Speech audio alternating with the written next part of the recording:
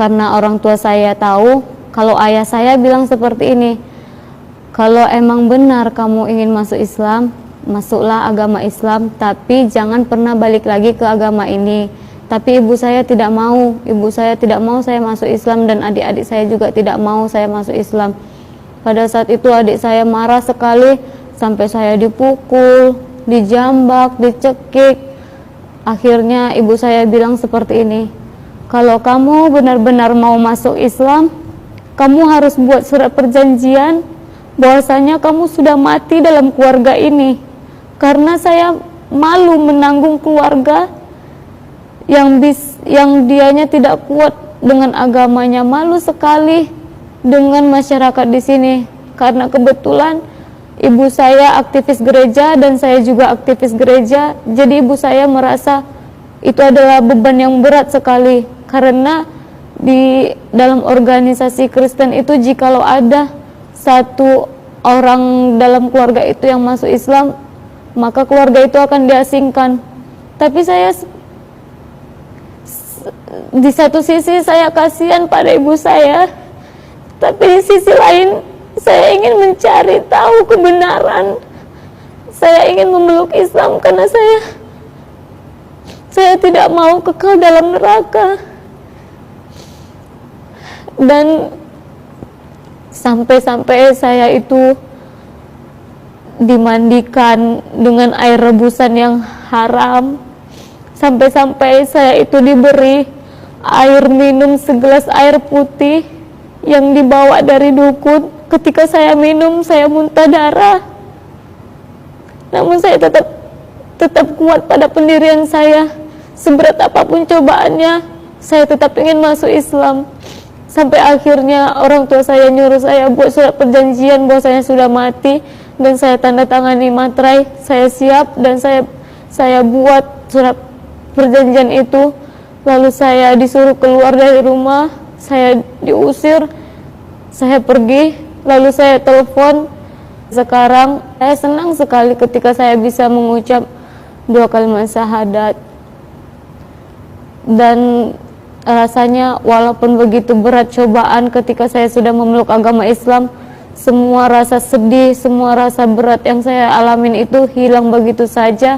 Karena saya merasa ini adalah kemenangan saya. Saya sudah lebih dekat dengan Allah. Setelah 1 minggu masuk Islam, saya bisa fasih doa-doa, sholat. Dan setelah saya masuk agama Islam 2 minggu kemudian atau hampir 3 minggu, saya alhamdulillah sudah bisa membaca Al-Quran. Walaupun saya tidak belajar sama guru mengaji, saya belajarnya sendiri. Karena saya seperti ini, saya yang ingin masuk Islam. Saya ingin tunjukkan bahwasanya walaupun tidak ada yang membimbing saya akan tetap mempelajari Islam. Tidak ada sedikit pun saya merasa jenuh ataupun merasa berat. Saya jalani semua dengan penuh sukacita, penuh dengan kegembiraan, penuh dengan kedamaian. Tujuan saya untuk belajar di pesantren An-Naba adalah saya ingin mengajak keluarga saya seluruhnya memeluk agama Islam seperti saya. Karena saya merasa memang saya sudah bisa sholat, saya sudah bisa membaca Al-Quran, namun saya tidak bisa menjelaskan kepada keluarga saya bagaimana caranya supaya mereka bisa yakin bahwasanya tidak ada seorang pun yang bisa menolong mereka, dan tidak ada agama yang bisa masuk surga kecuali agama Islam. Saya ingin sekali mengajak keluarga saya. Jadi saya mencari tahu pesantren mana yang bisa saya datangin, tempat pesantren mana yang bisa tempat saya belajar. Alhamdulillah saya searching di Google, saya menemukan pesantren Mu'alaf An-Naba Center. Lalu saya cari kontak pendirinya.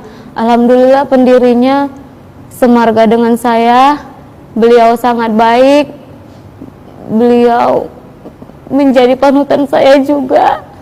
Saya semakin yakin dan saya semakin ingin belajar lebih lagi agar saya bisa menyelamatkan keluarga saya, agar saya bisa mendakwai keluarga saya, agar keluarga saya bisa selamat. Saya sedih sekali jika suatu saat keluarga saya meninggal dalam keadaan kafir, otomatis mereka akan kekal dalam neraka. Saya sudah bayangkan betapa sedihnya saya rasa. Oleh karena itu saya punya tekad yang kuat. Saya harus belajar agama, saya harus mempelajari agama Islam, saya harus mendalami bagaimana agama Islam, karena saya tidak puas dengan pengetahuan saya yang sedikit ini. Mudah-mudahan dengan saya belajar di agama mudah-mudahan dengan saya belajar di pesantren An-Naba ini, saya bisa lebih mendalami Islam dan bisa mendakwai keluarga saya, dan insya Allah bisa mengajak keluarga saya masuk agama Islam. Saya juga berdakwah sedikit kepada ibu saya, namun ibu saya bilang, kamu tahu apa masalah agama, kamu tahu apa masalah kehidupan ini, saya yang lebih tahu, saya duluan lahir daripada kamu.